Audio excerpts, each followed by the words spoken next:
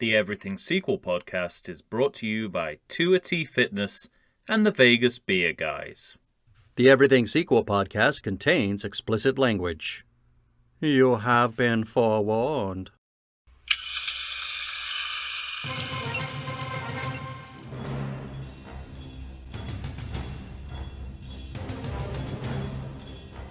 Hello and welcome to the Everything Sequel podcast. This is the Robocop edition. Today we're talking Robocop 2. Michael Shantz here of the How Dare You Awards. Joining me, as always, the man trying to screw his head back on, Tom Stewart of Lonesome Whistle Productions. Give it to him, Tom. And now, a word on nutrition. I kind of wish Peter Weller wasn't as adept at doing the snowflake Robocop. Yeah. Because it's so offensive, you know. it's so right-wing to poke fun, but he does it so well. But it's so really good. Funny. He's so funny. He's really funny. Thank you for not smoking. Yeah. And all the good...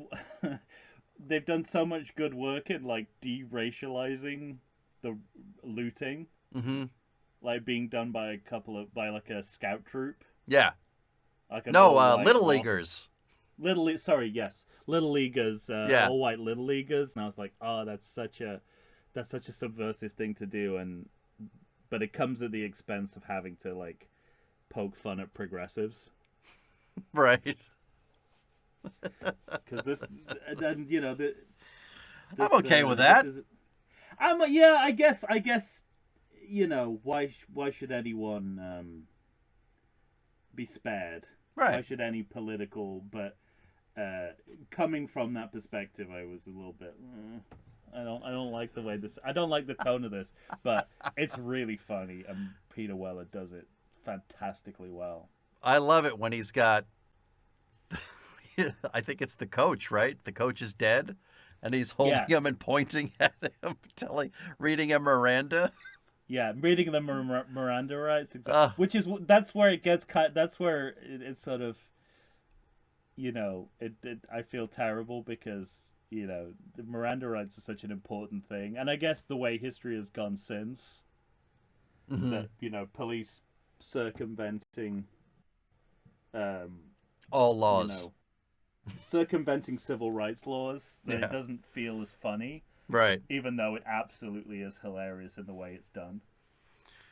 Well, ladies and gentlemen, we're talking Robocop 2, a 1990 sequel directed by, you know, Irvin Kershner, director of The Empire Strikes Back and Never Say Never Again. And who, according to this movie, is about to be executed on death row. Yeah, exactly. He's the first criminal. Image of the death row inmates right. that the scientist is checking out. Love that. Yes. And you know what? Even if I didn't know what Irvin Kershner looked like, I would have known that was Irvin. You would have just assumed, yeah. I was like, okay, what does Irvin Kershner look like in my head? That guy. I just imagine that mugshot, and then imagining the person of that mugshot saying, "You're gonna give me all your money, or I'm gonna rape and murder you."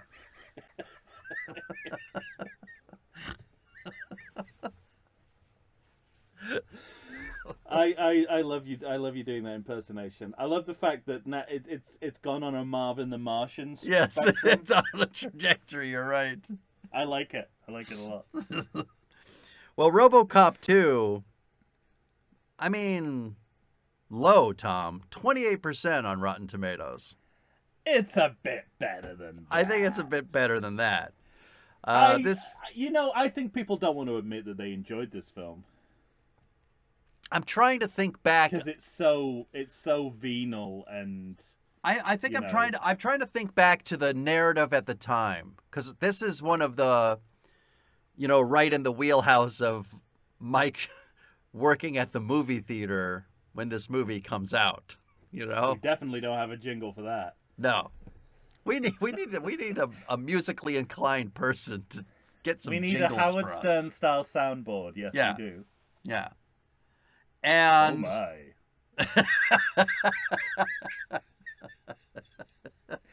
It could just be oh my memories. and I remember, I remember people being disappointed in this movie. You Now- shock me. Yeah, but that, it's funny because you and I are on a journey Yeah. with this podcast. There's this thing that people want. What they want is something as good as the original. So they basically want to see, I think movie fandom generally wants to see that movie almost exactly the same again. Preach. Yeah, absolutely. And you and I both know that, one, a sequel shouldn't do that. No. Nor will it. Nor will Luckily. it ever. Luckily, it's Yeah, never exactly. gonna happen. Right. Yeah. Yeah, exactly. And so You have to come to terms with the two things, right? You have Yeah, to, right. And most film goers don't have that in their mindset in the way that we do. Yeah. And so to see a movie take a turn like this movie does, I think both of us agree you have to admire it on that level. It can be enjoyable, but you do have to run with it. Yeah. But I mean, let's not pretend that in terms of artfulness this movie achieves what Robocop did, No, yeah, right? exactly. I mean, that's the bit you can't argue against that. I think it's just an acknowledgement that if you run with the silliness, you can have a lot of fun. Mm-hmm. And occasionally something will come along which is genuinely subversive and interesting. Right. But don't count on it, and certainly not for the entirety of the movie. Mm-hmm. And this movie you're feels... it's like they say you're minutes away from, you're never more than 2 feet away from a rat in New York.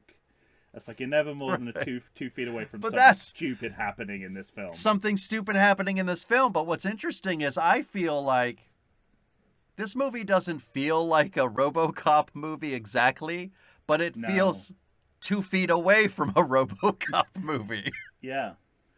And in that way, I think it's interesting and satisfying. Yes, you get something different out of it. You know what I mean? I think I think that's the difference. I think Yeah. it feels adjacent to a RoboCop movie, which is disappointing to a lot of people. But for me, it's what I like about the movie because something different is going on within it. And it's a different way of handling the same storyline and themes and characters. Right. Because we're not reinventing the wheel in terms of the story we're telling. It is just the story of RoboCop having to fuck with Omnicorp. I mean, it's the same story three times in a row. The mangle one more time, except something's stuck in the mangle this time, right? And everyone's hallucinating shit. I mean, that's and this movie.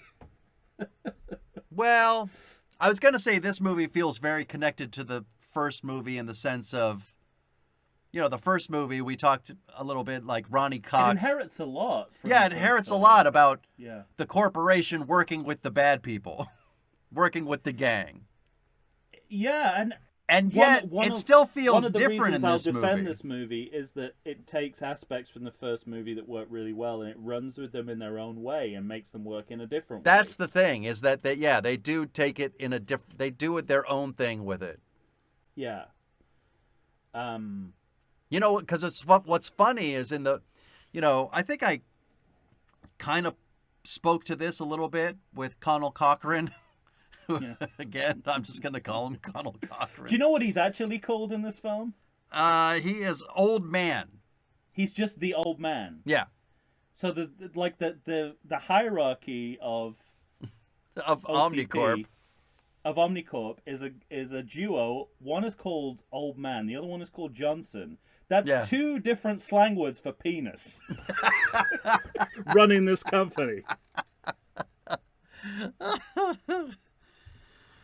Oh, Anyway, that's carry good on. stuff. Well, It can't be an accident. Not for this film. Right. Not for this film. shit, I think I lost my point. I'm sorry. I kind of spoke to this idea, I think, in our ranking episode, in which Colonel Cochrane in this movie, in the first movie, he's sort of unaware, right? He doesn't know what Ronnie Cox is doing. That's definitely not the case in this. And that's not the case here. No. But but everything he's doing is just to have like a piece of ass in his life. But I think it's kind of cool because, as we know from the way Sorry, that's the description they would have said in this movie. Not what should be said. I understand. Everything we've learned about corporations and the way that they've run since this film, right, make it very clear that when CEOs turn a blind eye, they do it deliberately. So so they're not legally culpable, and that's what Colonel Cochrane / the old man is doing in this film. But what's interesting he's turning a blind eye to what's going on in his company. Yes, but also it seems like is a more interesting subversive take than in the first film, where I agree with you. He's just an old man past his best who is blissfully unaware of what's going on. But there's something else going on. He chooses. Yeah, exactly. Because it does seem like what's the character's name? Is it Juliet Fox? Yes. I don't know, but carry on. So, whatever it is she wants to do, Belinda Bauer. Oh no, that's the actor, I think. That's the actress. Yeah. Wow, she has an even more sci-fi name in real life than her character. Is it Fox or Fax? Fax. Fax. Like fax machines. Yes, double X. They should have put a third X on that. That's the porn star version. Yeah. But whatever she's doing, he's on board for because he gets to see her naked. Yeah. But also it does seem as though that's where he wants the company to go. Yeah, right. So he is absolutely. He's culpable, but he's got his scapegoat. And I'm sure because of the lack of connection between this and the next movie, I'm sure this is an accident. But his plan that he comes up with at the end of Robocop 2 is what is instituted in Robocop 3. Yeah. And, I know, in my heart of hearts, I know that was an accident, but it looks really good on screen. It looks like continuity. I know it's absolutely not. It's a total accident.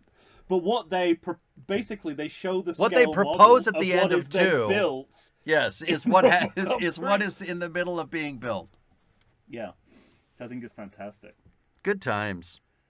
Total accident. I bet they forgot they even had that scale model. Right. I have a note here. Does this movie open with no title? We don't even. Yeah, we kind of have a cold open, but we don't because we never see the title.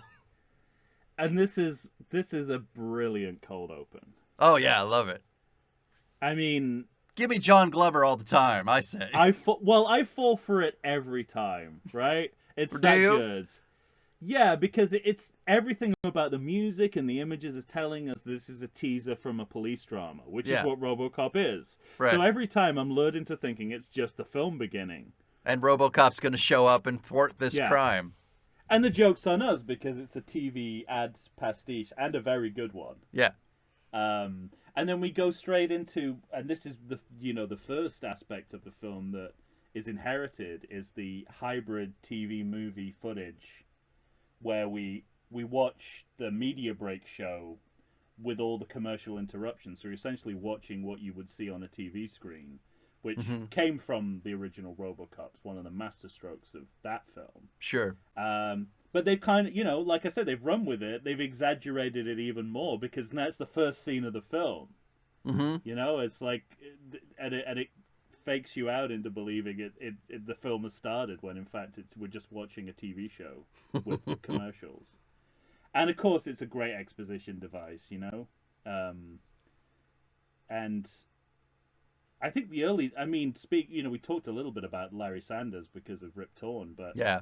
the early 90s was so great at this kind of media pastiche. Like they pull out all the stops to make it look like the real thing. Yeah. And I think it's done fantastically well here.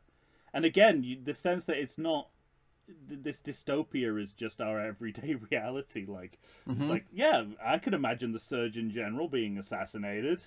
I imagine something like that happened. You know, Fauci getting, a bullet in the chest by some Trumper. Easily happen in our reality. Absolutely. Sadly. I know he's not the Surgeon General. I just did it because he's a right-wing target. Anyway. So that normalized How chaos, sad you felt like you had to explain that.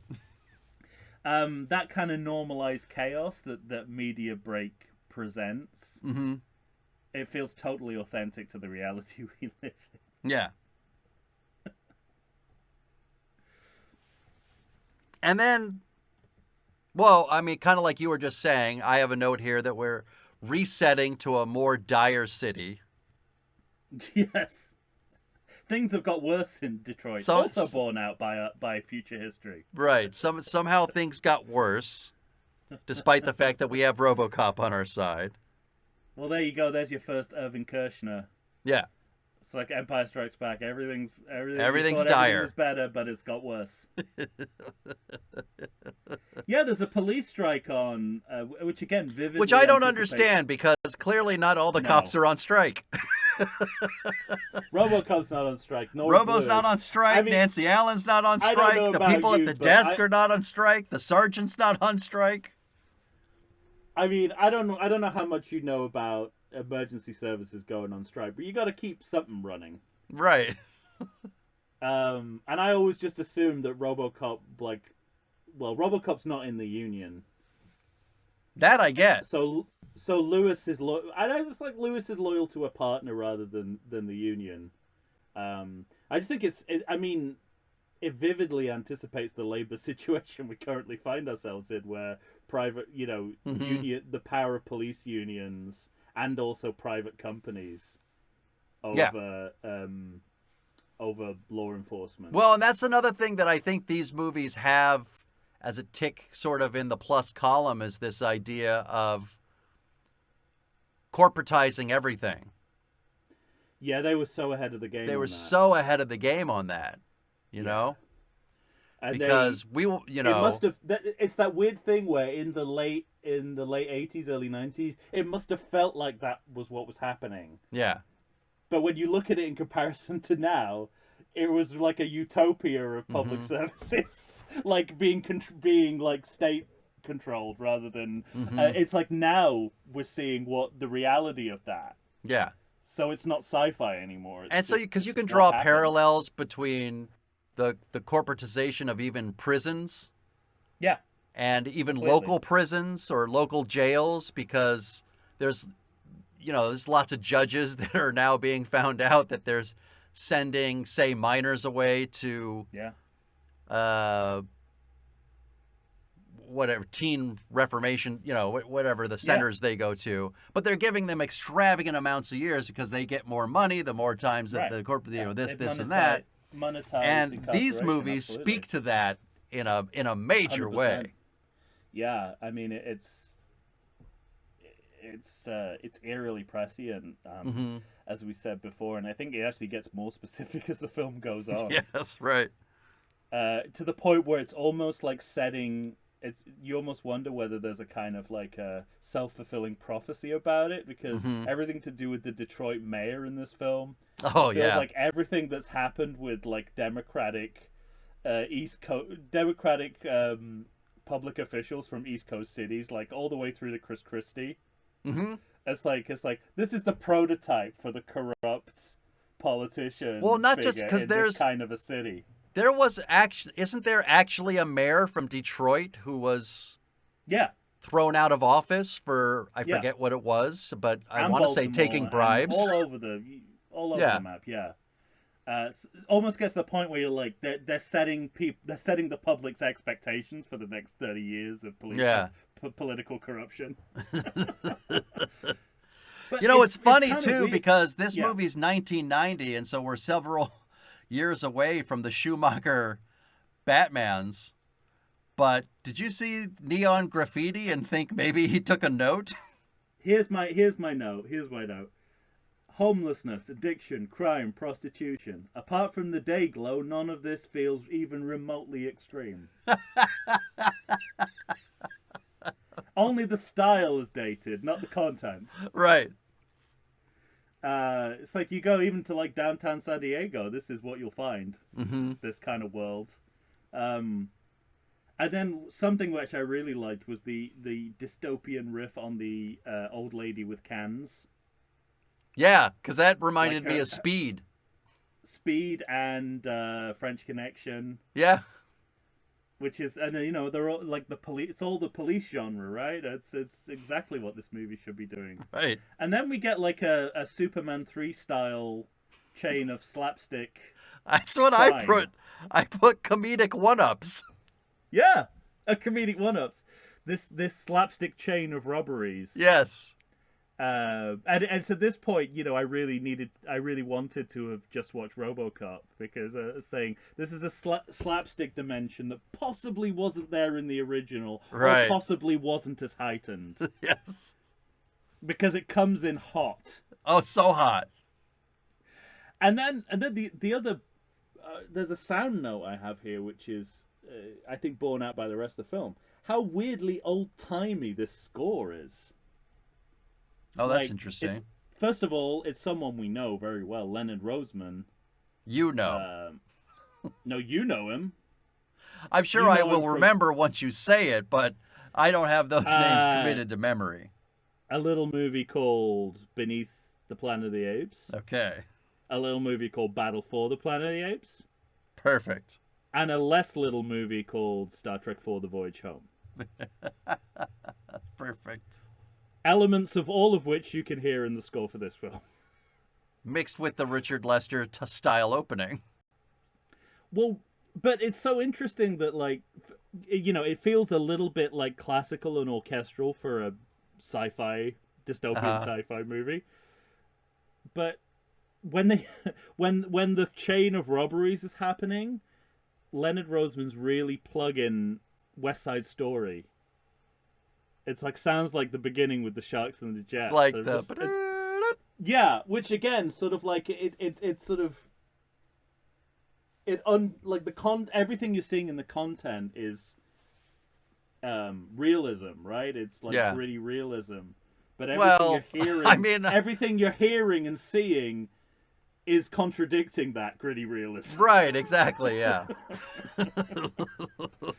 And there's zero nuance in the way that these looters are represented. One of them looks like Saddam Hussein from Hot Shots Part 2. My note was there's a lot of disposable minorities going on here. Yes. And that bazooka looks like it came straight out of a Batman 66 Yeah, episode. absolutely. Yes.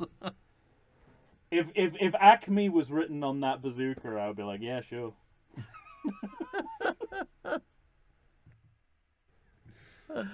Oh, that's good times. And it's in this sequence we get the re-entrance of Robocop. After getting blown up twice.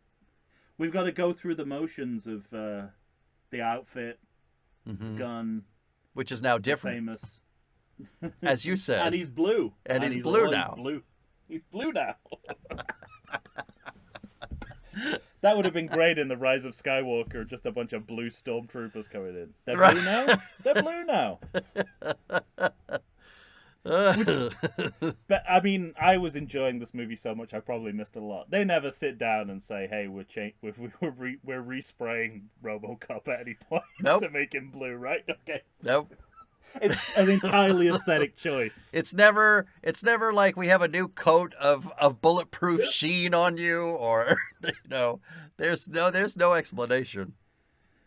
That's hilarious. And so, he's recognizably Robocop with all the Robocop moves, but we're immediately starting to comicalize him. because he instantly goes into a Three Stooges bit. Yeah, right. And then, like the punch through the door is something that Stan Laurel would have come up with in a Laurel and Hardy movie. So it's like he seems to be doing only physical comedy. The other bit of reintroduction we get is the prime directives, right? They give us an excuse to go over what his prime directives are, to recap that. Mm-hmm. But it's hard to believe that all that is periodically on his screen. How often does he need to refer back to that? You think it was like you think it would be innate, right? At this point for him? Yeah, like those old. You realize it's just for us. All those old computer consoles that have games built into the hardware. Mm-hmm. That's how I think of his prime directives. I don't think he has to keep checking them like it's a shopping list, It's as though if he's walking down the street and he thinks to himself, you know what I'd like to do? Murder some of the public. Hey, wait a second. I have to protect the public. But that is how kind of the film portrays. I know. He needs to keep checking these prime directives as if them being prime directives doesn't mean that he knows them. Because he's a robot. And then, it's funny because do you have more to say about that? See, this opening kind of salvo? The drug sweatshop? Yeah. Populated entirely by people of color and babies. It's just. I mean, it just sets up. It's a tableau of the lack of nuance, right? Yeah, right. In this setup, I guess there's also the fact that because we know that and you've alluded to this, since we know that the police are on strike, Robocop is reintroduced to us as a scab. Yes. And far from being an irrelevant detail, this points to the fact that, our hero is a union breaker. As the way that the movie turns, he's a strike breaker, right? He's a strike breaker, yeah. He's crossing the picket line. He's our strike breaking hero, which makes total sense, 8 years of Reagan, we're going through another 4 of Bush.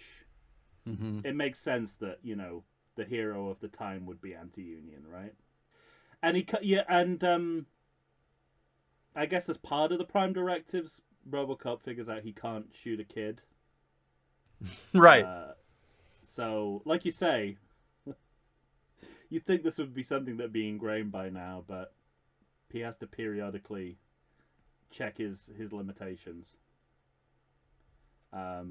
And I guess it's clunky and it doesn't make sense it doesn't make sense in the sense that what RoboCop does every day, every minute of his life, but it's all for our benefit, as you said. It's like, this is all for us. Yeah. This is just reintroducing the emotional, philosophical, and character dynamics of RoboCop. Of RoboCop himself. Yeah. And to your point of Kobayashi Maru, basically. Yeah, right. But it's funny to me too that within the midst of how clunkily it's all happening, I think they think that they're being quite slick because they're showing things like ricochet shots off of doors, steel doors, and shit like that, and they think that that's enough for the audience. I'm pretty sure that's what they think they're doing within this scene. Yeah. But what stays with you is the slapstick, right? Yeah, exactly. It's like that. This is a scene almost entirely, as you said, the Richard Lester level physical comedy. Mm-hmm. Because I also got very, it's like Richard Lester mixed with Scarface. Right. Yeah. It's two different extremes of comedy and extremes of ultra violence. Yeah, absolutely. It's a very strange mix. And after the sequence, we go into Murphy is stalking his family. Yes, yes. And he remembers himself looking in the mirror, although it's not explained why he's looking at himself so intently in the mirror when back when he was human. Is that a pimple? Exactly, yes. And it's the scene that he's sort of caught stalking his family, and he has to go in for like he has to be interviewed, and they have to gauge where he is with his humanity. Yes. Which, again, I didn't rewatch Robocop, but I don't think it's what the end of Robocop tells us he thinks about his humanity is where he is in the scene. I think at the end of RoboCop, do you consider yourself human? Right, because I think at the end of RoboCop, the last thing he says, Conal Cochran asks him what's his name is, and he says Murphy. So right. he's identifying as human, more than robot. And then they're doing that thing in this movie in which they're saying you can't be that and leave her alone. And I also, you know what? One of my notes is, I think it's a really good piece of acting from Peter Weller there. Oh, it's a fantastic piece of work. Piece of acting.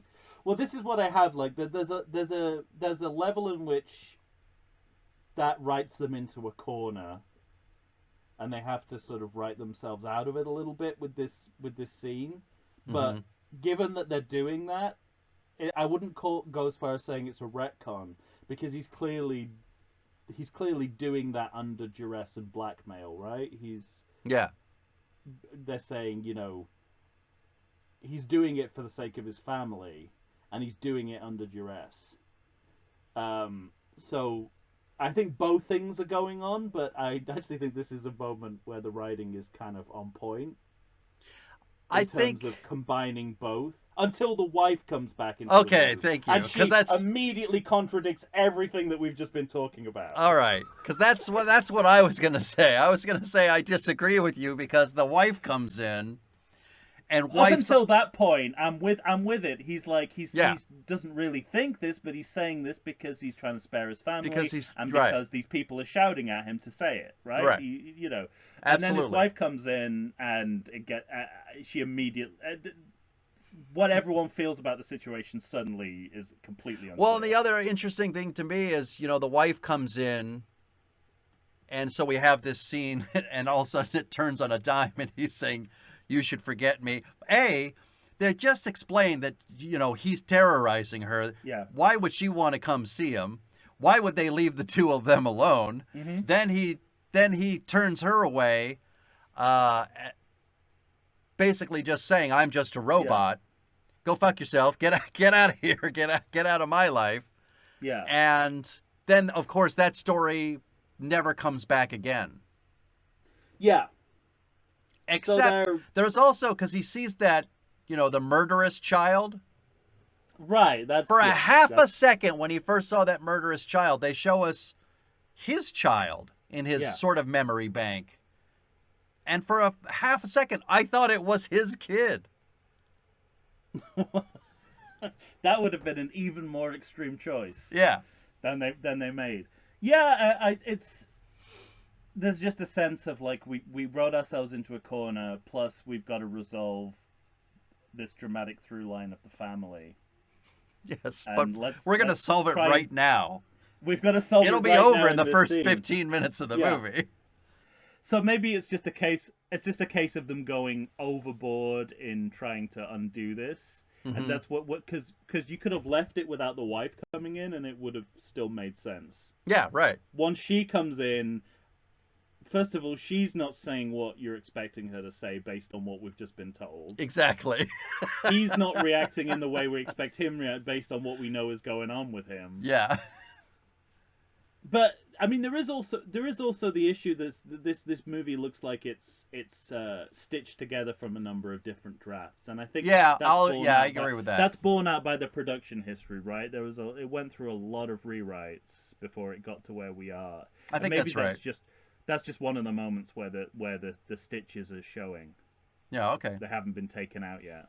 Well, I think we got further than we usually do. Oh yeah, we're past the credits. We're well into the second scene of the film. All right, let's take a break and then we'll come back. We're about to re-meet the penis duo. Penis, penis, penis, penis, penis, penis song. All right, Ronnie Cox left such a big hole. He needs two villains to fill the gap. Yep. Let's take a break and then we'll come back and discuss it. Right after this, everyone.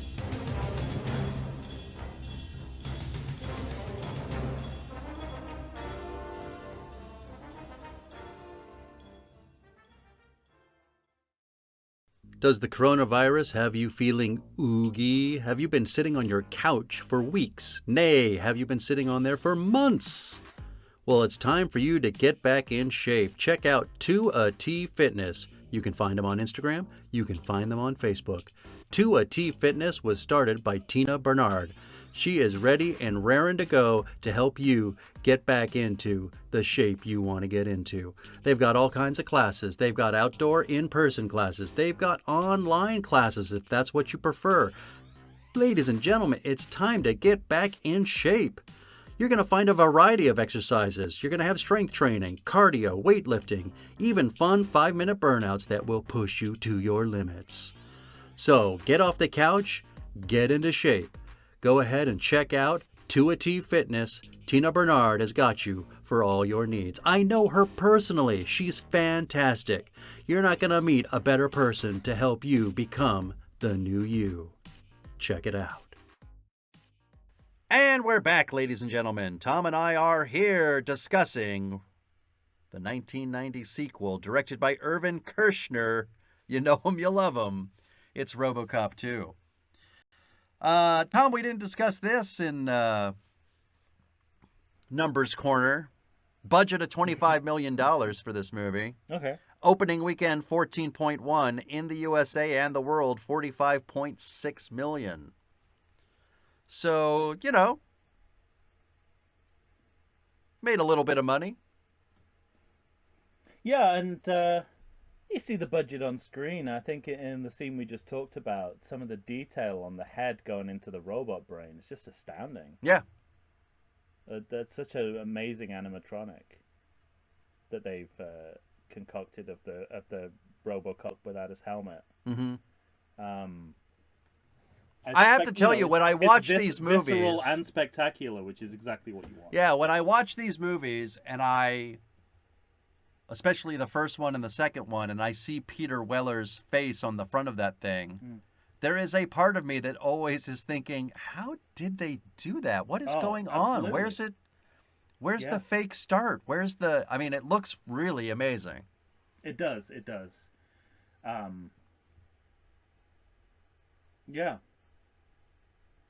Now, you wanted to talk about penises, I think I recall. Oh, speaking of amazing effects, well, I don't know if they are amazing. I don't know if they are amazing effects, but they make me laugh a lot. If the intent is to amuse, it's okay.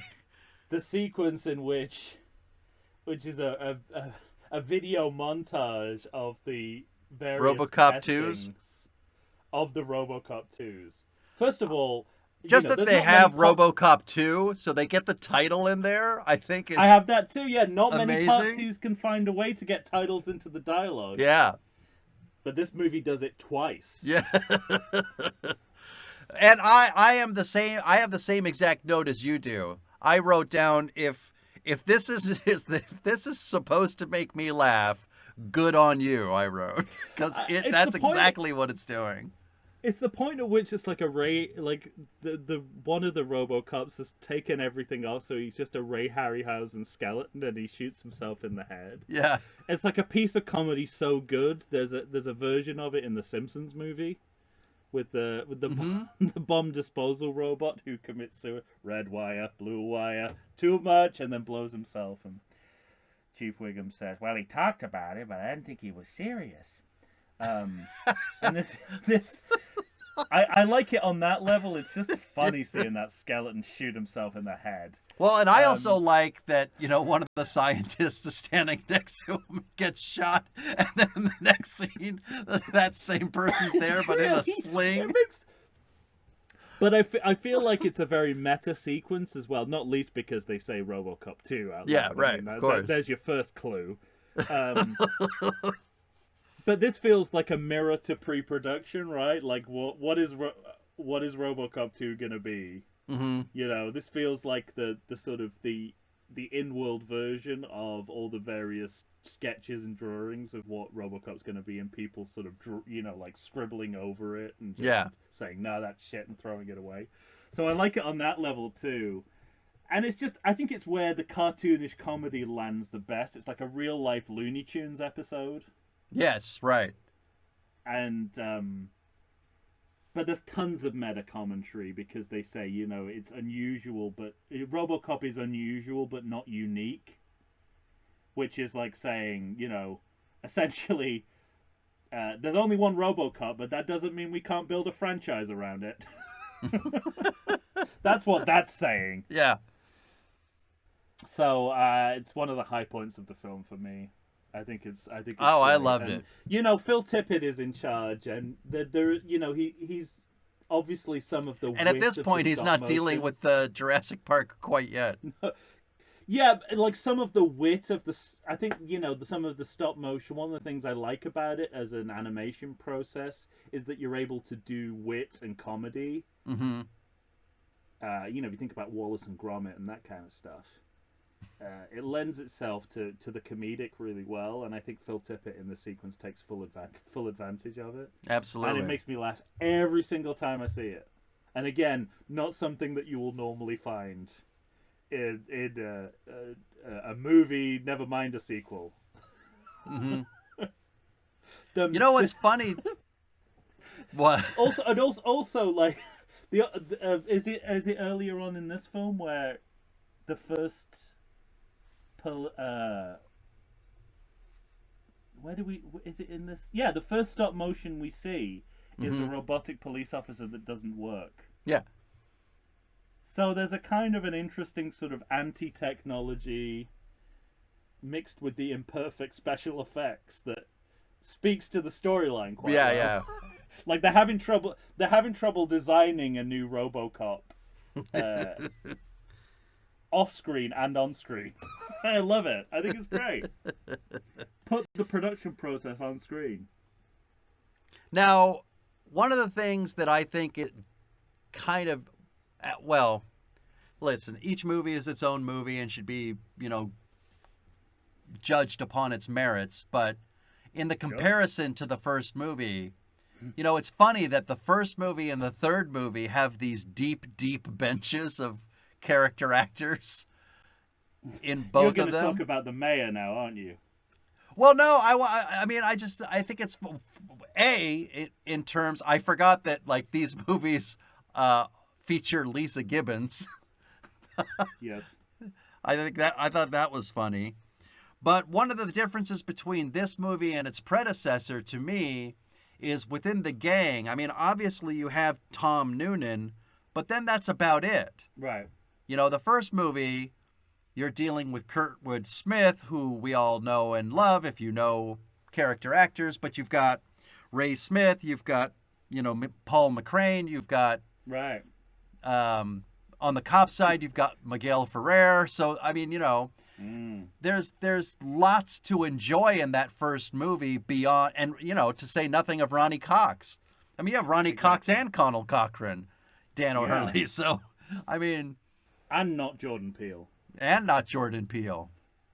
And I think not Jordan Peele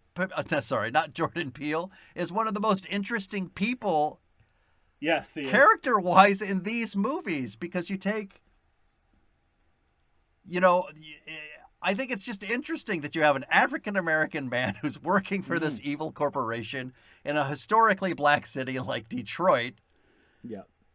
And there's always sort of something unsaid with him where he's on the home team. He wants whatever the evil corp wants, but there's also that part of him that has some bit of humanity that says, we're going too far. Right. He's got one of the best lines in the film, which is, I've never met anyone who wanted to be a robot. Yeah, right. Exactly. He's sort of our barometer. He's sort of like our moral barometer. Mm-hmm. In some senses, but he's also, he's also a yes man, and he's embedded within this institution, so it's complicated, as all good characters in these kind of movies should be. Yeah, right. Because it kind of reminds... And as not every character in this movie is. Yeah, right. Because it kind of reminds me of our discussions in The Empire Strikes Back with Piet. You know? Well, there you go. See? Yeah. Irvin Kershner knows how to write Irvin Kershner. a black guy. He knows how to write a black guy who's on both sides. Or direct it, I guess. Yeah. I love the cop who's on drugs. Duffy. Yeah. It's the first of many Larry David sitcom actors. Yeah, right. Do you remember the episode he's in of Seinfeld? Do you remember when? God, I can so clearly remember his face, but I don't remember his storyline. George is taking a nap under his desk, and he gets Jerry's handyman to build him out. Yes, and he comes in. Yeah, about this big. About this big. Yeah, I like that. That's right. I knew it as soon as I saw him. Yeah, that's how vivid it is. Sorry, I was thinking. I was trying to recall from Curb Your Enthusiasm. I went to a different Larry David. I should have been. Well, that's the great thing about Robocop franchise. You have both. Yeah. Maybe it needs the extreme science fiction cinema context, but this feels quite countercultural to have have this drug addicted corrupt cop. Like, I mean, it's a trope of, I guess, 70s and 80s police drama as well, but just this idea that it's kind of normalized, I suppose, that it's just like, part and parcel. Just part of what policing is now. Right. But it's interesting because, like, when you get the cops, when you see the corrupt cop with the gang, all the kind of contemporaneous fears about police corruption, juvenile delinquency, and designer drugs are present in one room. Yeah. Now, what do you think of that? What do you think of this Nuke? The child murderer? What do I think of the child murderer? I mean, it's extreme for the sake of extreme, right? It's right. Which I don't object to in principle. I can't figure out, though, whether I object more to the caricaturing of the kid as a villain. Right. Or, like, the last minute walk back. When he's on his deathbed. Deathbed, yeah. Yeah, they give him a kind of depth and humanity that you don't see. You don't understand how and I don't like. Yeah, I get why they did that, but I don't know. Those two things don't sit right together. Mm-hmm. But I don't know which is the right direction to go in. Should they have made him more human when he was alive, or should they have just cut the idea that he ever showed any humanity? Like, I'm not quite sure. Probably for this film. Should his last words have been "fuck you"? Microwave, I mean, like I kind of would have liked that more. Yeah, exactly. Right? I kind of would have. But it's difficult to tell. Like I like character writing that has dimensions, but I kind of feel it's set up as a character who doesn't have dimensions, so he purposefully. Right. So to walk it back. He shouldn't suddenly, but at the same time, I'm like, but everyone is human. Even the worst even the broadest caricature is human. So shouldn't we at least pay some attention to that? Mm-hmm. The same thing happens with the gangster's mole, right? She develops a conscience, right, close to death. So it's a cheat, for both of them. But I kind of think I would have been content if they'd have stayed as monstrous in death as they were in life. Okay. Yeah, I think I'm on your side. Maybe the mole needs that because of the way that she dies. Maybe she needs that last minute. But then scene, we'll get there, but that scene is fucked up altogether. It's like a scene from Cronenberg's Crash at the end of that. Right. I don't know what's going on there. I mean, there's a point when the murder kid becomes the head of the gang, the drug company. I don't know, the head of Nuke. It's just Richie Rich, right? It's just, it's just pure. Sure. It's purely a cartoon. So I don't know. I like things about it, but I mean, I'm sure this is sort of like one of the brushes that people, tar this film with. Yeah. Right. Yeah. I'm sure like parents groups and everything were up in arms about this kind of representation. See, but they shouldn't be, because this movie's on their side. They're saying if there's too much violence in a kid's life, this is the end result. And absolutely. I think so. I think it kind of fits, but even with the caricaturing they do, they walk that back. So something's not quite right. I will say this for the movie, because he's not all bad, all evil, because there's actually that scene with Duffy where they torture him. And it's Noonan, who's Kane, turns the boy's head to make him watch it. Right. So he is turning away from that. Well, that's it. That's it's the Tipper Gore argument, isn't it? It's yeah, being right. exposed to violence that's the problem. So yeah, it is. Maybe it's more conservative than it seems. Dark evil Kane's gonna make him watch. Maybe it's not subversive at all. There's part of this scene makes me think. This is the screenwriters are really thinking with their 13-year-old kid brains, which is where he gets hooked onto a magnet. Yeah. You can imagine. This is when they take him apart. That's a playground conversation about what you would do in the next Robocop film, isn't it? I'd have him attached to a magnet, and then he'd get on a metal hook. Yeah. And then you strap him down, and then we can show at least conservatively 12 minutes of him getting drilled, and we'll show from his perspective. Exactly. And it really, that scene really tests our emotional attachment to Robocop, I think. Aside from the fact it's an incredible animatronic, what they come up with, the sort of the dismembered Robocop. When they drop him off at the precinct? Yeah. Yeah. And it's the first time we get a sense that Lewis is emotionally attached to Robocop. We haven't reintroduced that element yet. She's just a generic female sidekick before this. Yeah, you're right. This is where you have the line, "Shouldn't we have the kid leave?" Right. they're tackling this issue of minors being exposed to cinematic violence, right? Within it's a smart film, as I correctly surmised. One of the things I couldn't figure out between this movie and the next movie, and I couldn't even find the actor, I don't think, on RoboCop 2's IMDb page, the short-haired brunette who's sort of in charge of RoboCop, who thinks Omnicorp is doing evil shit. Yeah. Is that supposed to be Jill Hennessy in the next movie? I couldn't figure that out.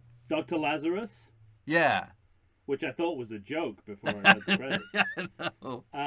So I was looking for the character name. I couldn't find it. It could be, couldn't it? Yeah. Anyway.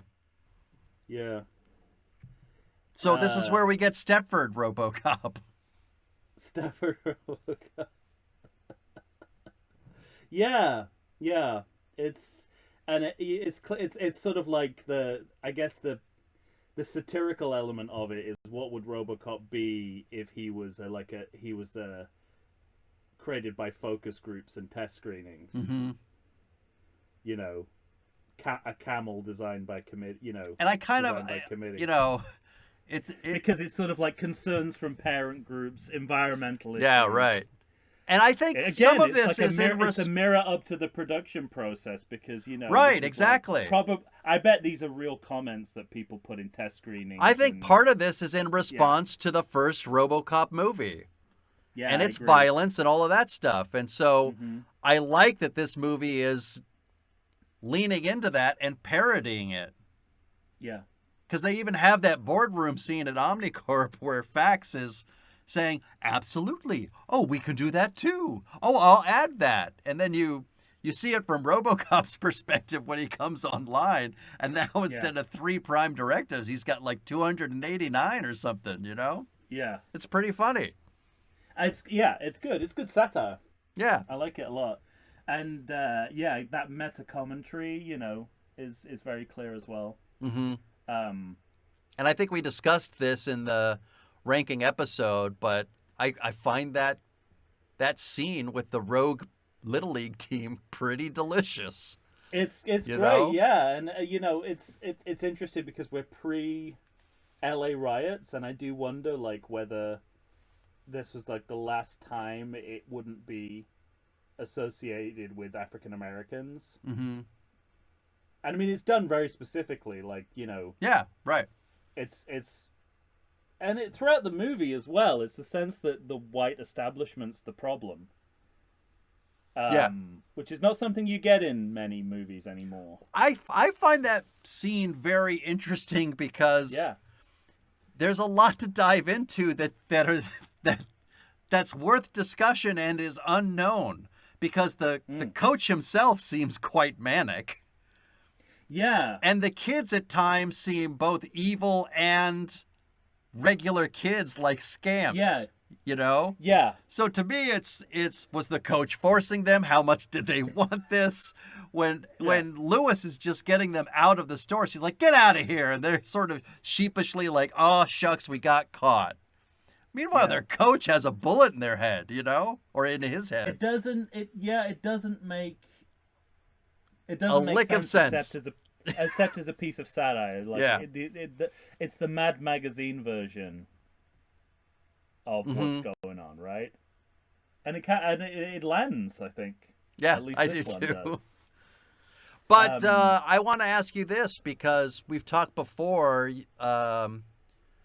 Was it Matt Myra you said that came up with the term restacking? Restacking. Because we get a little bit of that. Because I mean, What that in scene with the particular? coach is, you're not going to do it better than that. Right. And yet we get several scenes after that of sort of Robocop as Yeah.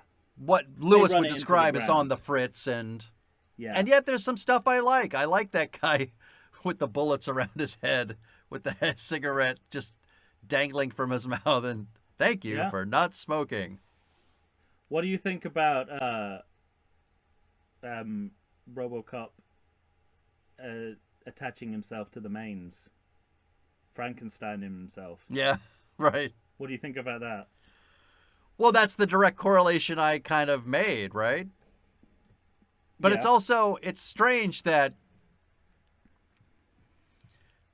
to me it's one of the weaker points of the movie because it's Agreed. the the movie has not taken enough time because they went for the comedy bits with the smoking and with the so it's all Still comedy. agreed. It's all comedy all the time, and so there's not enough time for Robocop 2, all comedy all the time. there's not enough not time wrong. for the character himself No. to have figured out what it is he needs. You know what I mean? His prime Yeah, directives would so muddle him that I'm not sure I buy. But it's like the screenplay just needs him to move on, Exactly, that's it, isn't it? and that's what it He is. literally just attaches. Again, it's the 13-year-old kid. Yeah, Like, how does RoboCop get out of this? I don't know. Like, he electrocutes himself or something, and makes him normal RoboCop Right. again. What's interesting in this scene, again, speaking Jenkins, to the you've done it again. the strike breaker element of RoboCop, at least in this film. Yeah. He's completely the opposite in the next film. He's pro-union in the next film. Right. Is that like the police abandon their picket to help him. to help him, and there's a You get Boggs from the inserted Shawshank shot. Redemption helping out. Yeah, there's an inserted shot of them stepping over the picket signs. It's like I know this is what I Right. mean about clear perspective. I know what this movie thinks about unionization.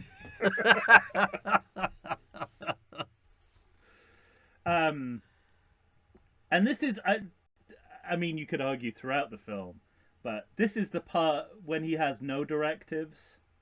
First of all, that's a very conservative idea. Like, RoboCop's going rogue, essentially, right? It's basically saying he's better off when he's self-policing, Yeah, right.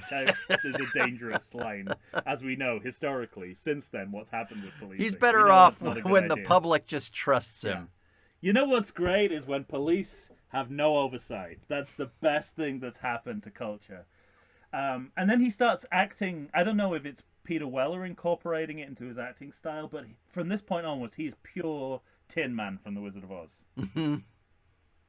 I don't know if this is just something that's gradually worked into it, but he is. you could, his acting style has completely become the Tin Man at this point. I agree. I mean, that it culminates in the ending, but yes, with the screwing. But this is where I started to notice, in anticipation of that ending, that that the idea of Robocop has become very Oz-like. Mm-hmm. I liked that the drugs are made in America. I thought that was a good, like, like, and America in this historical moment feels industrially inferior to both the Japanese, but also the drug-producing countries of the world.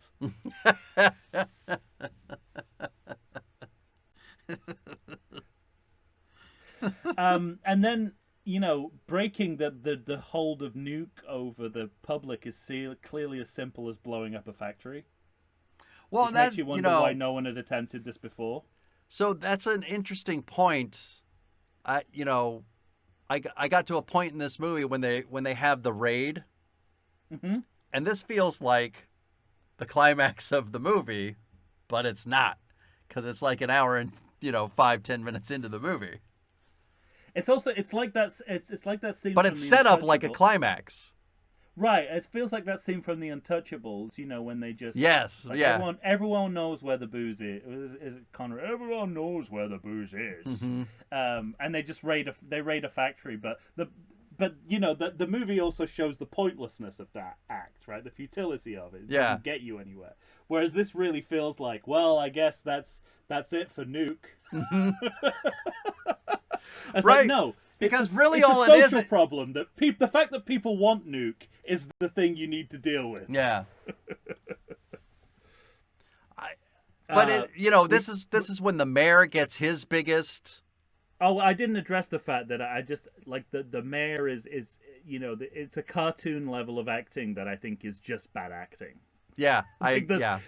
You know what I mean? Like, it's...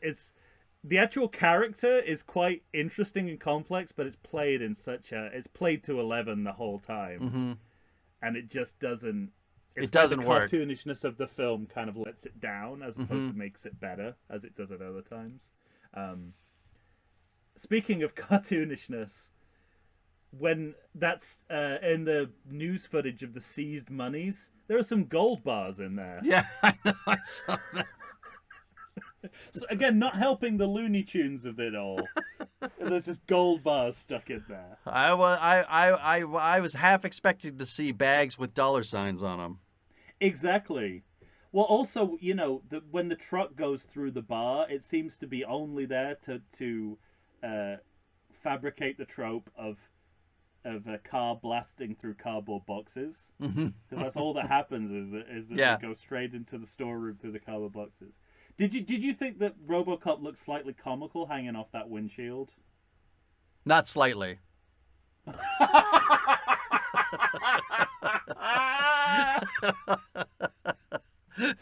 It's not quite up there with the slapstick of the clang as he hits the pole. Right. Yes. Because I remember, and I also remember, because there in one point in that chase, there's the truck bike face off, right? Yes. And it seems as though they're pulling like some Sergio Leone kind of stuff, like they're borrowing from westerns. No, definitely. All right. One of the comic high points of the movie is coming right after this, which is the sunblock commercial. Oh yeah, right. No, I mean, it's brilliantly executed. But also, and this goes back to the Highlander 2, the quickening of it all. That early 90s ozone discourse, my God.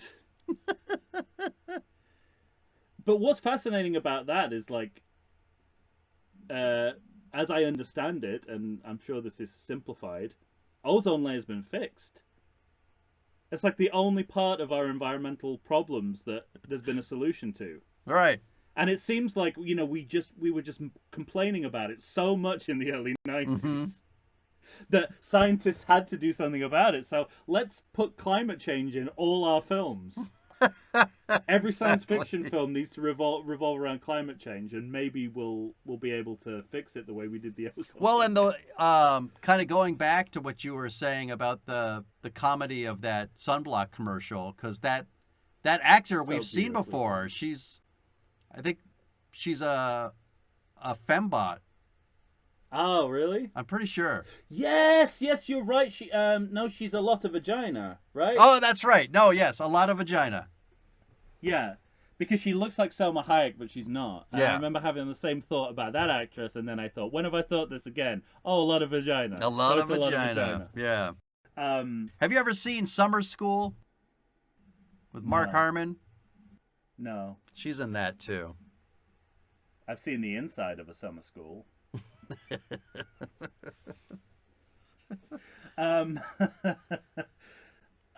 Yeah, and there's something, and again, it just reinforced to me like there's something foolproof about those fake ads.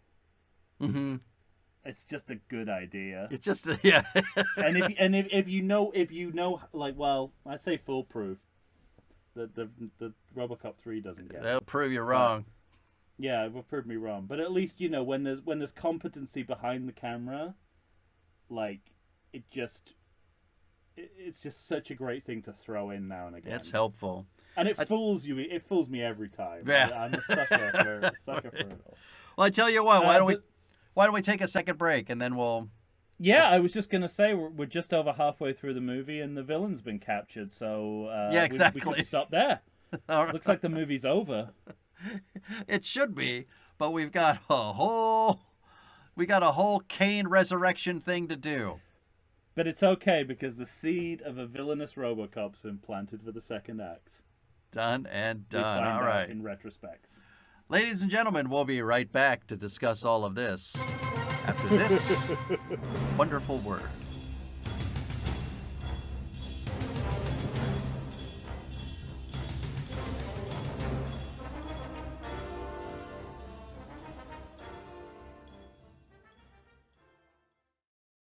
I like to think I know something about beer, but nowadays even I get overwhelmed when confronted by the exhaustive selection of craft beers they have at bars, breweries, and even grocery stores.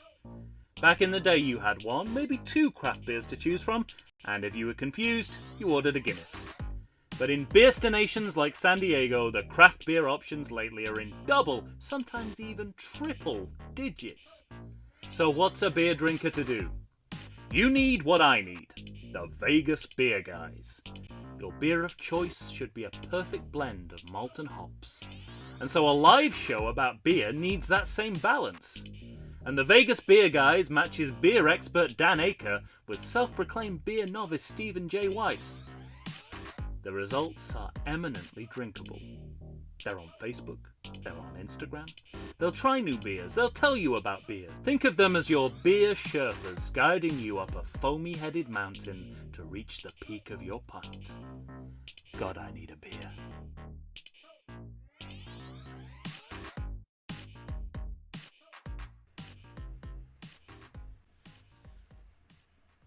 Tom and I are back once again, everyone.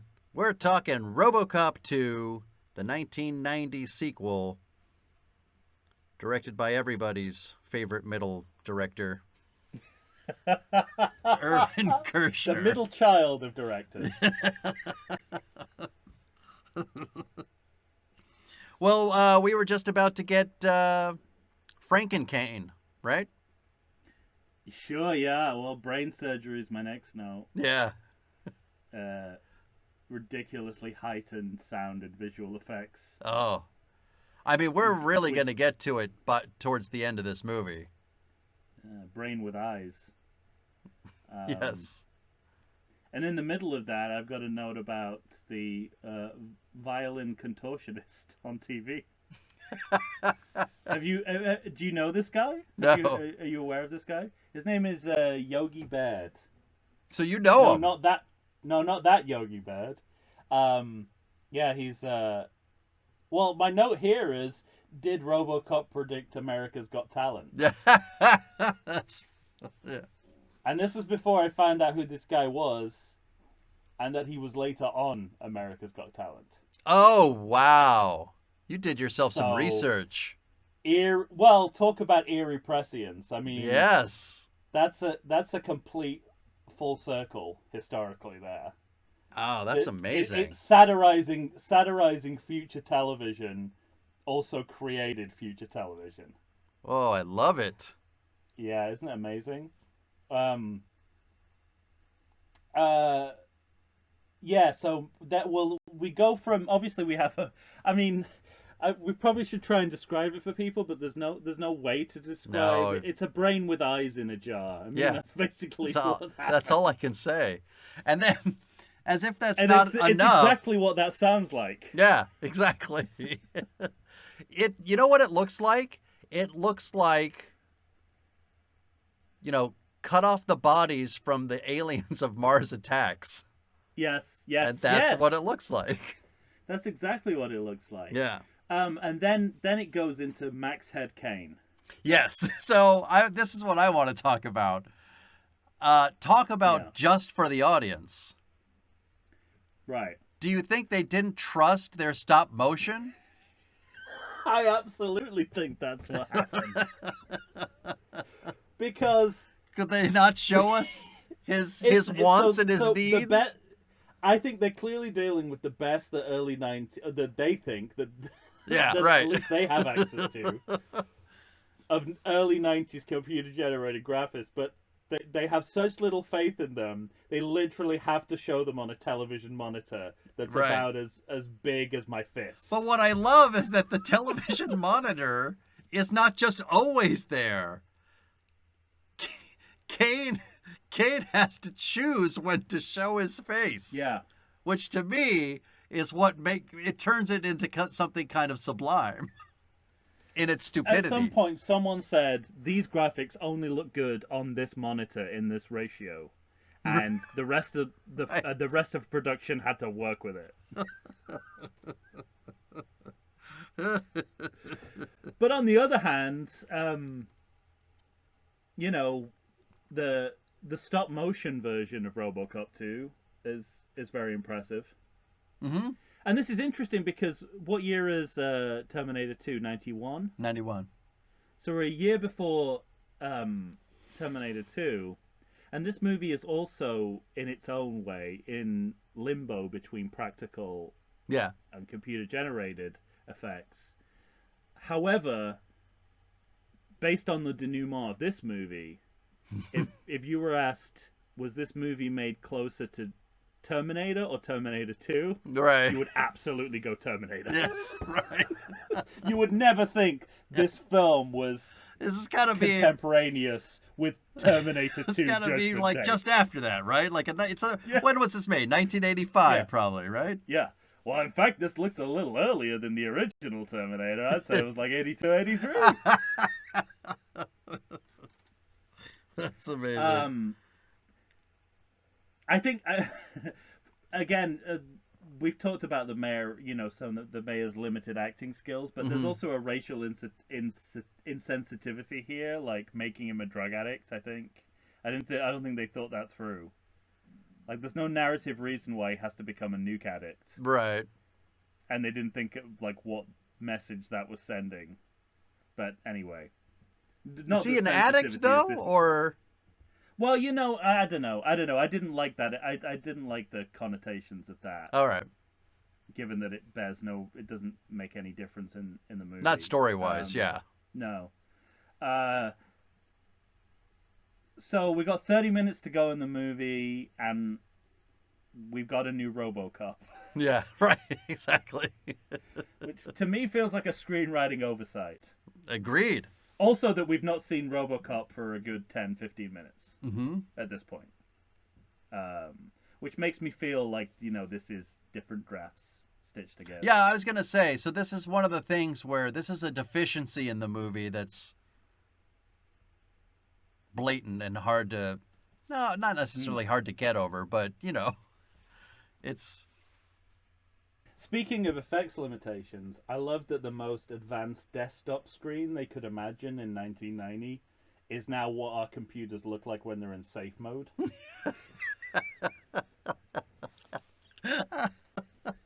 That's their baseline. When our computers don't work, that's what they look Right. like. And it wouldn't be early 90s computer generated graphics without a little bit of morphing. Mm-hmm. So Right. we get the Kane face morphing in and out of the information. Of the information, right. Or as I put it here we go with the morphing. Here's another thing that I noticed. Kane's computer face looks like the evil kid from Toy Story. You know, the one who tortures all the toys? Yeah, but I'll give him this. I see Tom Noonan in there. Okay. I do. On that tiny monitor. On that tiny, tiny monitor. But I think there's like an aesthetic of early 90s CGI that kind of crosses genres, right? It's like, this looks like a scene from Toy Story as well. That's funny. Probably because there's only 3 people working on it in the whole of America. So they're going to come up with the same graphics. And then, so are we right about at the raid? Like... This is where I've got the sort of psychosexual machine porn bit where Kane and his former mole, she's sort of getting used to the idea that... But isn't that right before he kills her? Yeah, it's right before he kills her, the sort of Cronenbergian... But that's in the middle of the raid. Okay, well that's where I am now. Yeah, okay. Because the kid dies, the mayor escapes. Yes. She dies and then the kid dies as well. Also, you know, Robocop's missing from a lot of this film, and when he does return, all he does is walk around slowly. Yeah. So, I don't know if the... Meanwhile, many other cops are dying. Many other cops are dying, yes. Talked about... Like, they talked about this in more or less a caricature, and then he gets redemption in his final moments, which I don't know if it's depth or just cheating. Potentially both. And this is where, you know, they show the scale model of the regenerated Detroit, which forms the basis of the next movie. Yes. Although they definitely didn't know it at the time. They're seeding the next sequel. All of a sudden, OCP seems to have really leaned into, you know, Germany circa World War II. I mean... by the time of Robocop 3? No, I mean, in this movie, towards the end... like, well, that's born out in the next movie. Their logo is looking like swastika, and... Hey, maybe that's the reason they decided to go full Nazi in the next film. You know, there does seem to be a bridge of connection between the two. Wow. Because even the guards at the end of this movie look like the SS. Like, I mean, they look, you know... So what you're saying is that these two films are intimately connected? Maybe a little bit more than we'd like to admit. No, I think you're right. I think... I don't know. It's hard to justify given just because of how disparate they are. But I do wonder whether someone is like going, well, we seeded this idea. Right. Let's run with it. It's like a backdoor pilot for the third film. Yeah, right. And then we get Robocop fighting Robocop 2. Well, and, you know, I said it before. You know, the meta dimension of the film is gone nuts at this point, right? I said it before, and I'll say it again. This is where the movie must have really taken off, because, at least for me, because this is what I remember verbatim. Right. You know? I mean, it's also back to that 13-year-old kid brain. Mm-hmm. Right.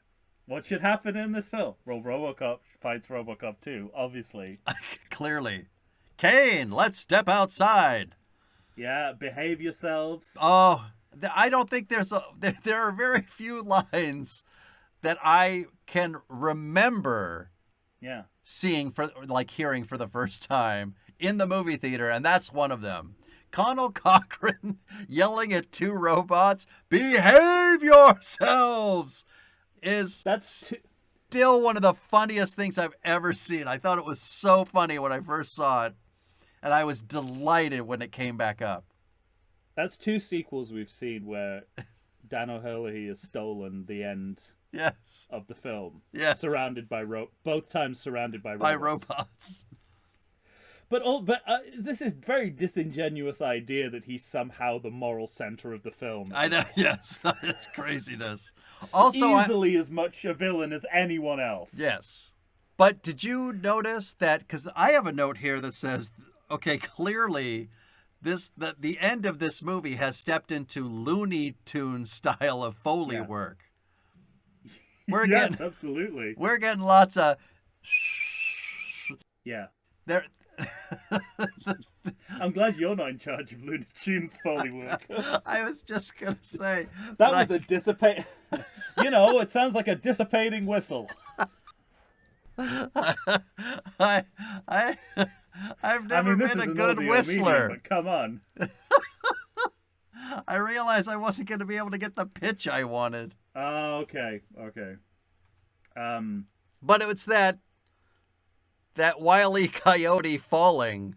Oh, so much. You get that a couple of times in this movie. Well, also, here's something I wanted to ask you: in what sense is Robocop 2 an advanced model? Yeah, he's even more squat and waddling than the original Robocop, who, let's face it, is known for being squat and waddling.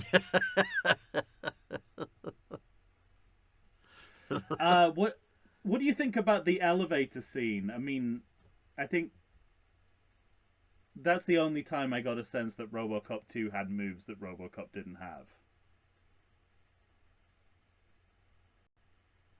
I'm trying to even remember what happens. Well, it's just, maybe I don't remember it as verbatim as I thought. It's your classic elevator in freefall. And it seems like right. Robocop Kane is able to sort of climb up in a way that Robocop isn't. I mean, it's not a big deal. But Robocop 2 has a publicity photo of Robocop in his digital archives that he can target Robocop with. Right. I like that animation though of Robocop 2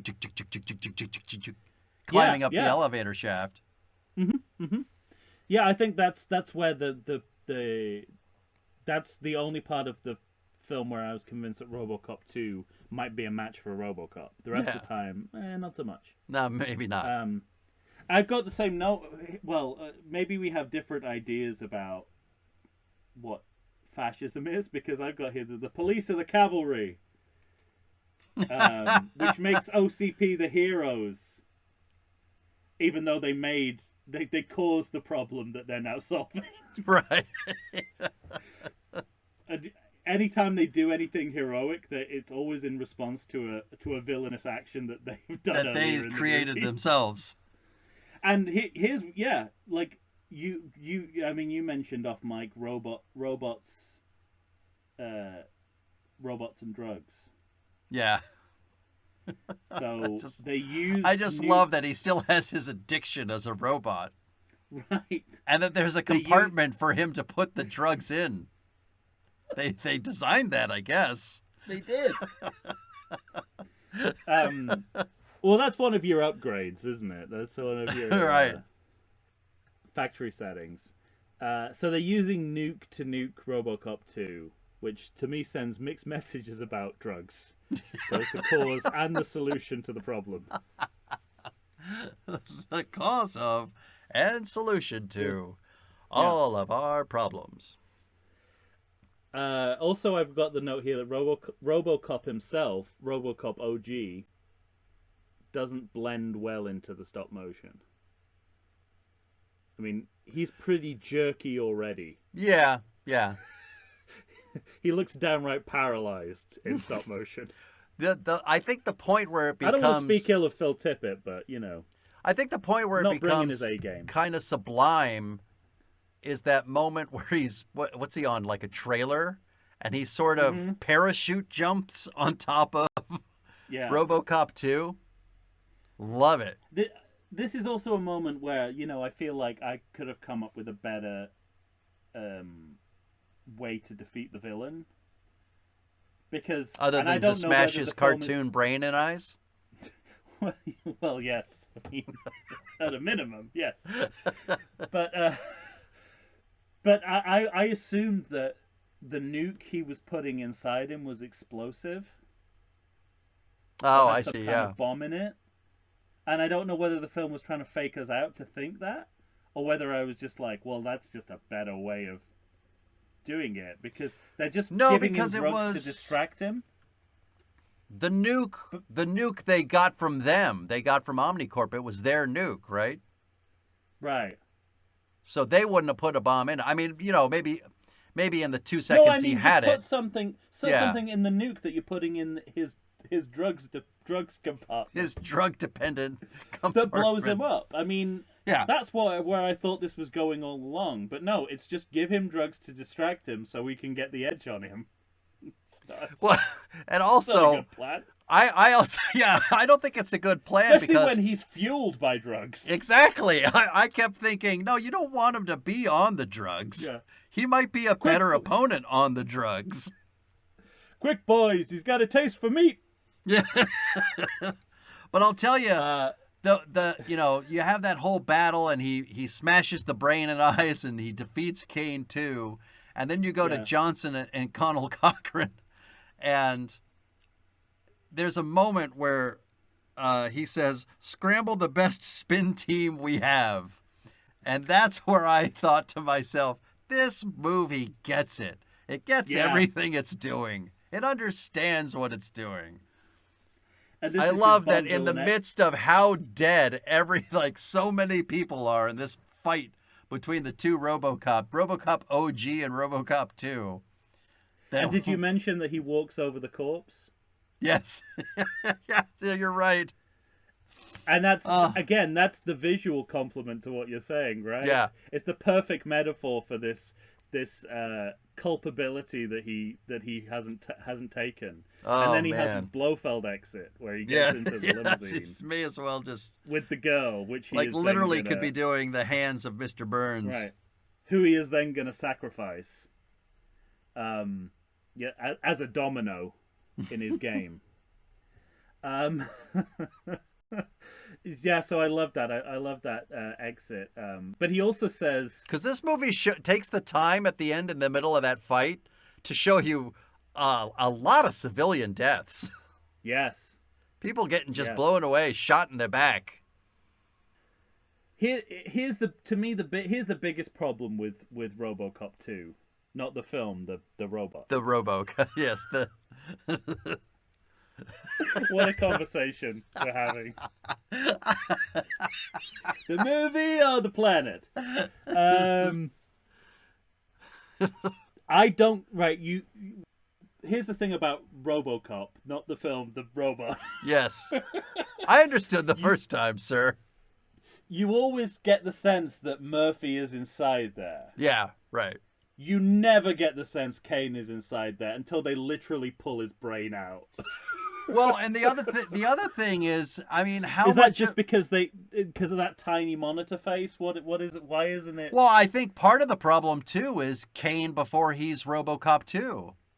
I mean, what do you see Kane doing other than fleeing a place that RoboCop just came into or giving himself drugs? He's not doing a lot in this movie.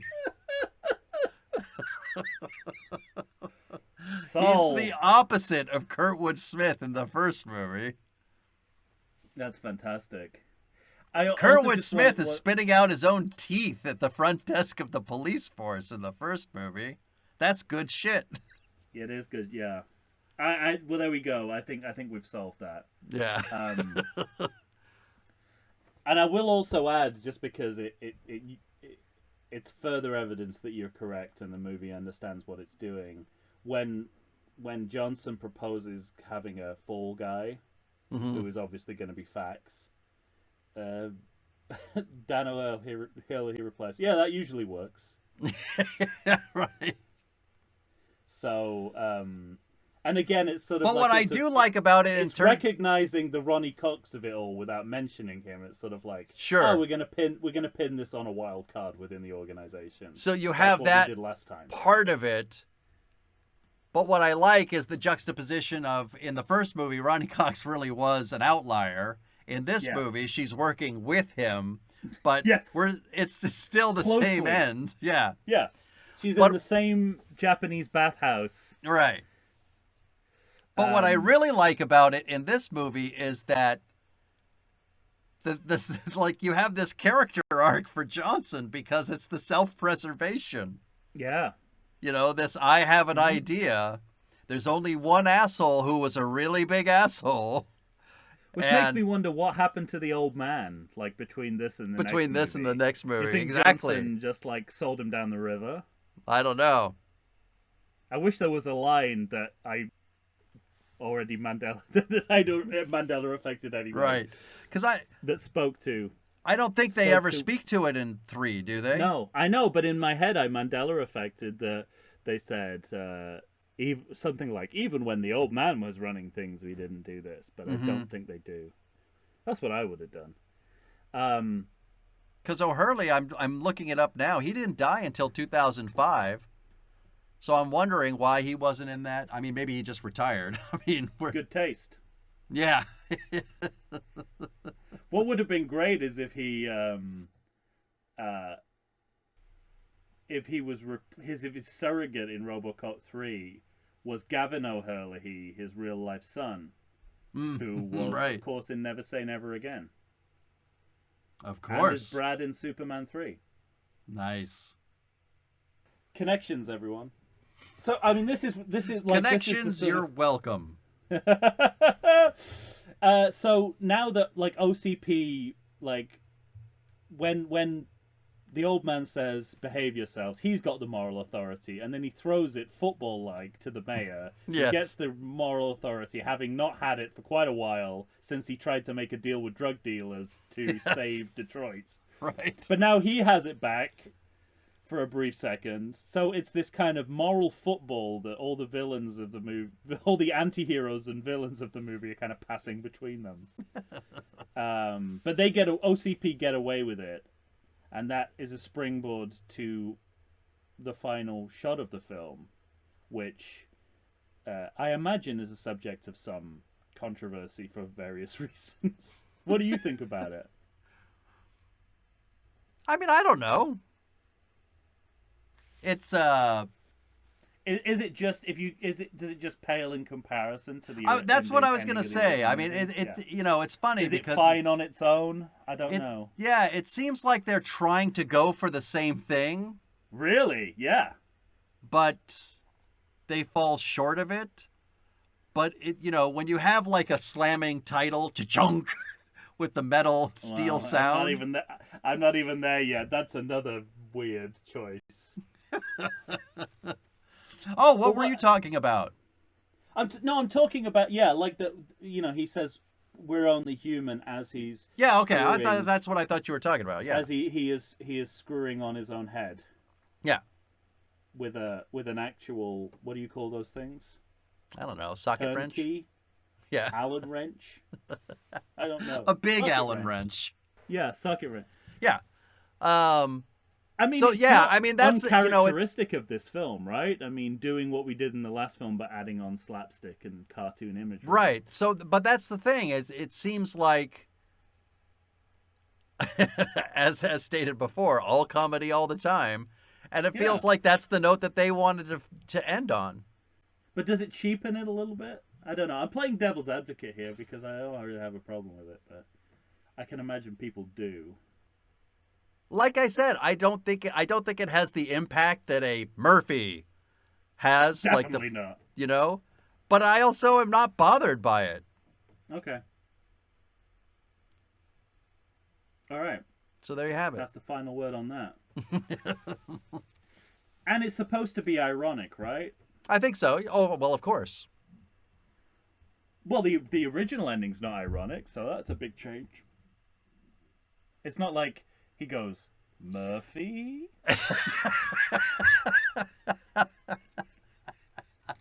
Or he goes, Murphy. No, wait, Robocop. No, wait, Murphy. Definitely Murphy. Yeah, I mean, it's funny because... That's how it would be written now. I hadn't considered it until you just said that because he's his most robot-like. He's the most like the Tin Man in that moment. Yes. And he's saying we're only human. But but of course we're going for the joke. So the joke is we're only human, right? But why are we going for the joke? But he's essentially saying the same thing at the end of both movies. Murphy, Yeah, I know. I identify as a human. We're only human. Yeah, But the last movie believes he is human, and this movie doesn't seem to believe. Yeah, he's human. that's what it. You're right. Yeah, this movie might not be on his side because he's socket wrenching his head right while he's saying it.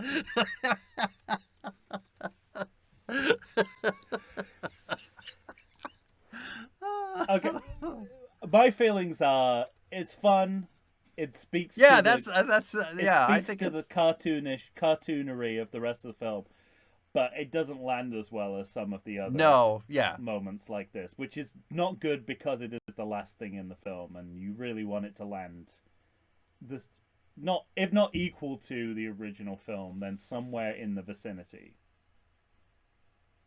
And it's really its own thing. Yeah, all right.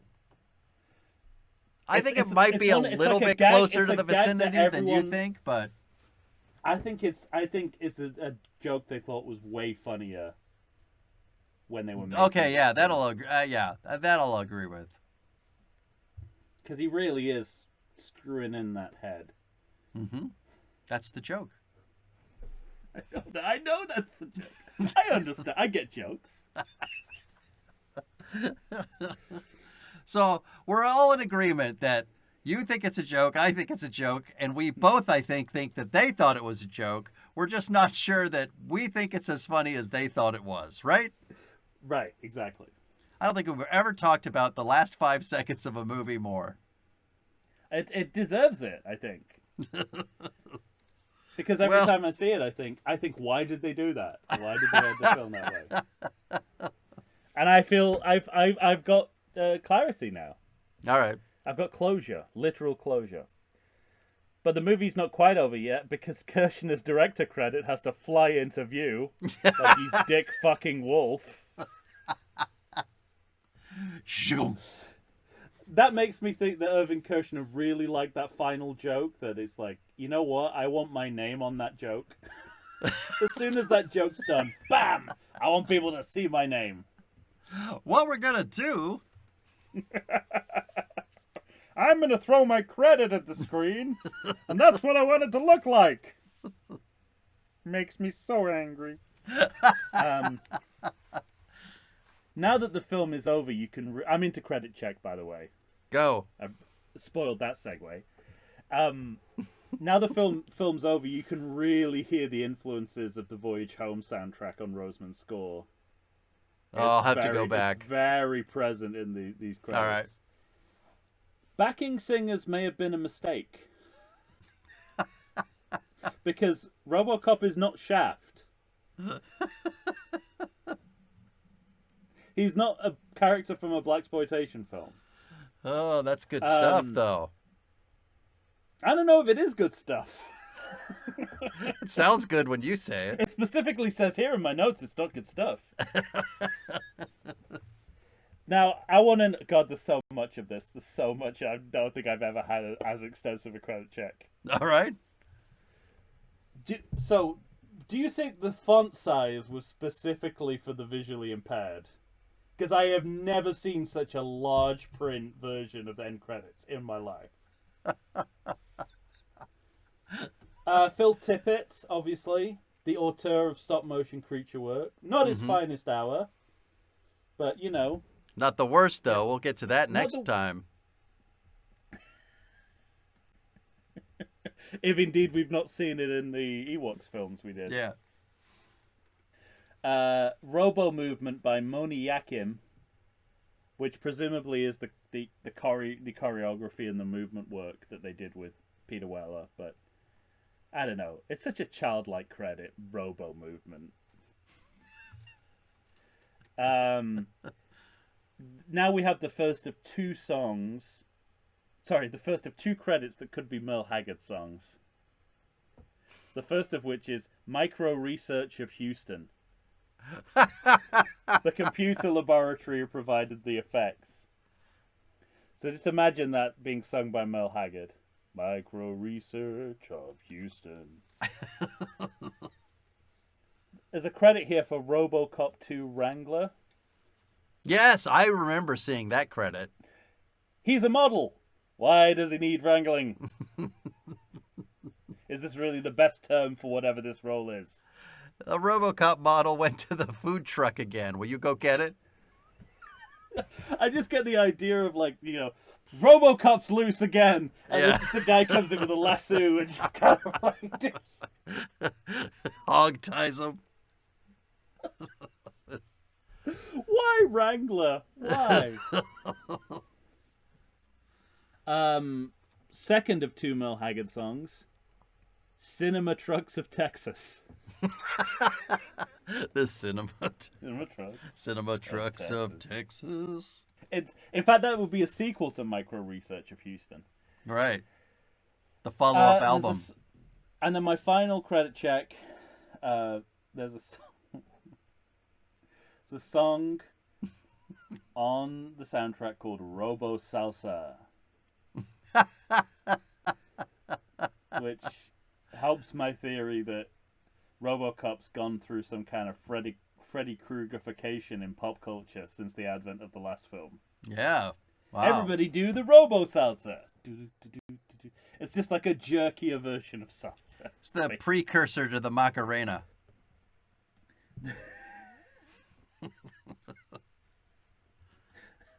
The machinery, the machineraker. Machineraker.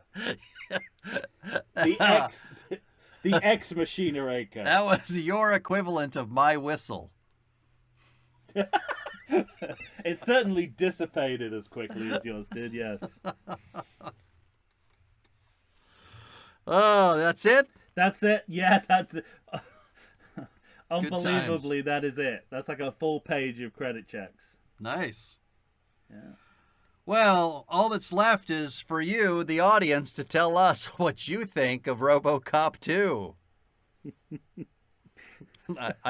Tell us your lengthy interpretation of the ending of this film. Ending of the movie.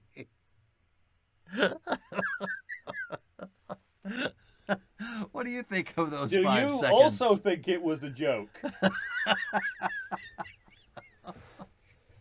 How good a joke was it? You're going to have to find us on Facebook, Instagram, or Twitter, or send an email to everythingsequel@gmail.com to let us know. That's it. Robocop 2. Next. Oh boy, Robocop 3. We got lots to talk about. So for Tom Stewart of Lonesome Whistle Productions, Michael Shantz here. I'm from the How Dare You Awards, and when you hear us next time, we will be discussing Robocop 3. Yes. Say goodbye to them, Tom. Robocop! Robocop! Robocop! Robocop! Next on Soul Train. Robocop's the sex machine for all the chicks. Robocop! All right, everyone. Thanks for listening. Oh, what a good time.